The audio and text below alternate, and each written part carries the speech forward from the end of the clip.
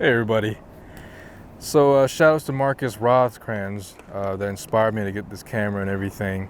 He said something like, I love to share the videos that I do because it provides some type of meaning into other people's life that I feel like more people need to find more meaning into their life.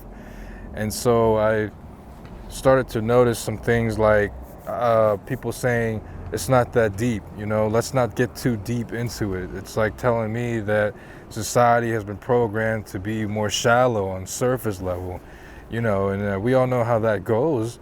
Just because something looks good doesn't mean that it's right. And so I'll tell you something that happened about 3 months ago back in March. I was dealing with a person that gaslit me into thinking that everything was my fault when equally the entire job I was working at was affected by the situation that had nothing to do with me. So I didn't feel good. I came back after feeling better, and I was gaslit because I was doing something to, restore myself and come back. And then it was like, to me, an excuse to use a nitpick at something that is allowing somebody to find reason to talk shit.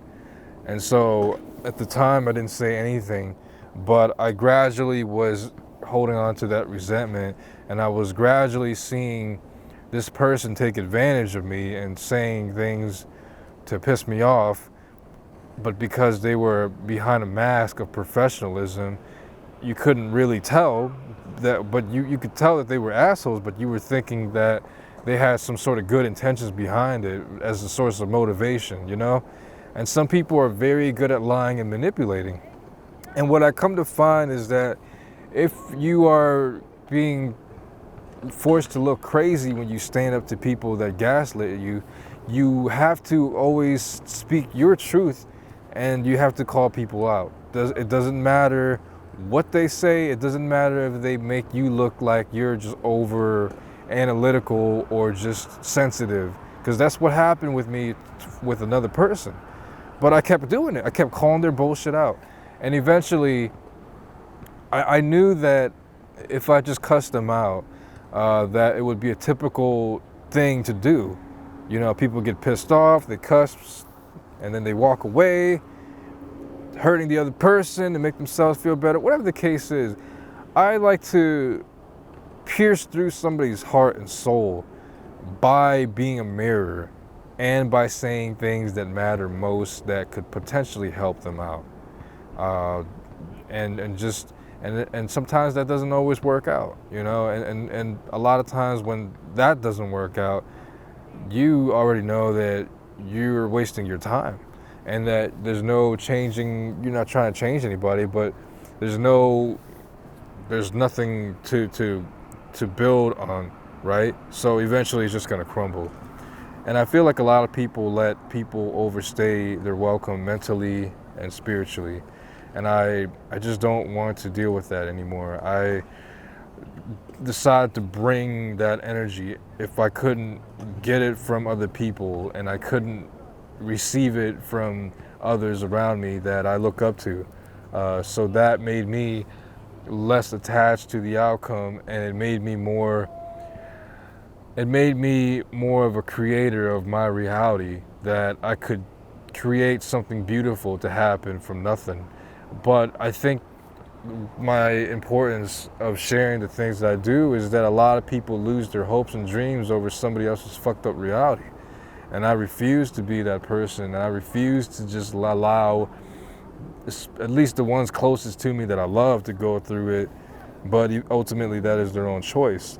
The only thing that I can do is be a good friend to the ones that I care about, and just do the best that I can and go home and just go to sleep at night and wake up ready to tackle the day again. And that's a really good mindset to have. And lately, it got to a point where like nobody bothers me anymore that they once did previously, before I stood up for myself. And I think what ends up happening is that people, like I said, just cuss them out, walk away, and repeat the whole vicious cycle again. And once I got to a point where I was just so numb to where I was clear conscious of whatever they were saying negative towards me.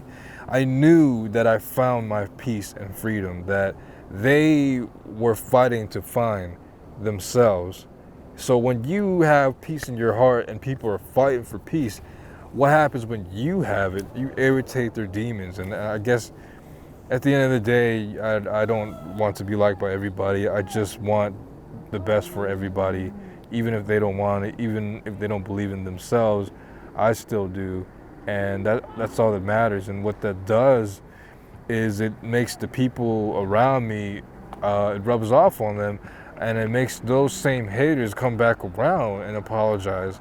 Some people are too prideful to admit it, and that's okay. I'm not looking for that, but this is like my story, man. This is what I experienced, and it just makes life that much more worthwhile and meaningful for me to continue to want to live and not hate myself and wish I was dead. You know what I mean? And there's some people out there that are like that right now, living with somebody abusing them, man. It's just bullshit, man. We have to adapt to the fast-paced society of this world.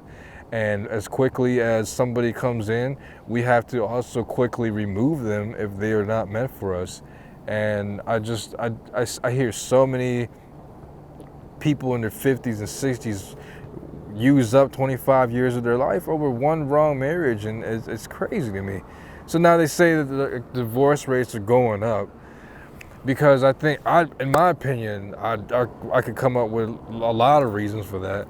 In my opinion, I think it's just because people are starting to tap into their true power, and they're starting to realize we have choices in life. We have little time to waste, and it could all be gone in 1 second.